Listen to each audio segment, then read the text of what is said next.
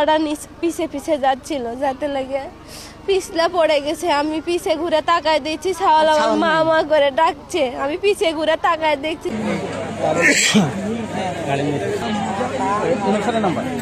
আমি কোয়েল আদর্শ ডিগ্রি কলেজের সহকারী অধ্যাপক। আমার বাসা এখানে।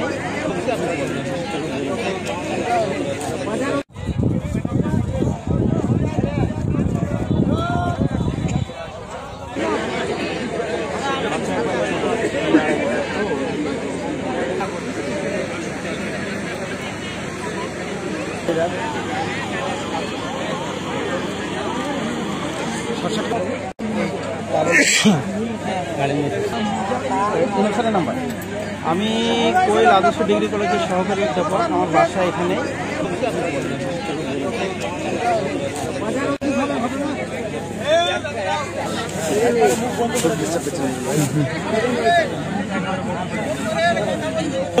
হ্যাঁ অবশ্যই, মাটিতে তো না পড়ে অবশ্যই।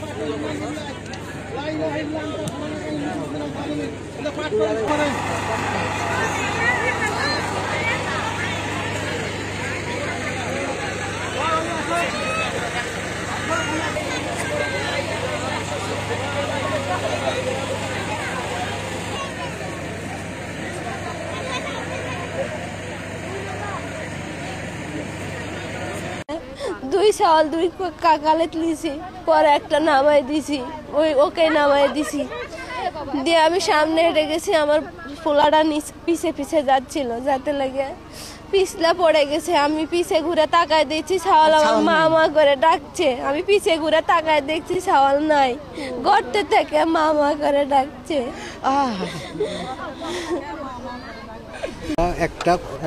একটার সময় খবর পাই আর কি, তানোর ফায়ার স্টেশন থেকে একটার সময় খবর পাই আমরা জনবল নিয়ে টার্ন আউট নিয়ে আমরা আসি, এখানে ঘটনাস্থলে আসি। আসার পরে দেখি এই অবস্থা, গভীর একটা নলকূপে একটা ছোটো বাচ্চা পড়ে গেছে, আওয়াজ শোনা যাচ্ছে আর কি, কিন্তু এখনও উদ্ধার কার্যক্রমভাবে শুরু করা যায় নাই। চিকন গর্ত তো লোক ঢোকা যাচ্ছিল না, এই জন্য আমরা মোটামুটি আরও ওই ওসি সাহেবের সাথে কথা বলেছি, টিওনো স্যারের সাথে কথা বলছি, এক্সকাভেটর লাগলে সাইডে হয়তো গর্ত করে তারপরে উদ্ধার করা যাবে। আমরা উদ্ধার কার্য এখনও শুরু করিনি। চিন্তা করেন এই বোরিংটা কত নিচে আছে, এটা থাকবে যত একটু লড়বে এত তো চলে যাবে নিচে। ভালো আছো?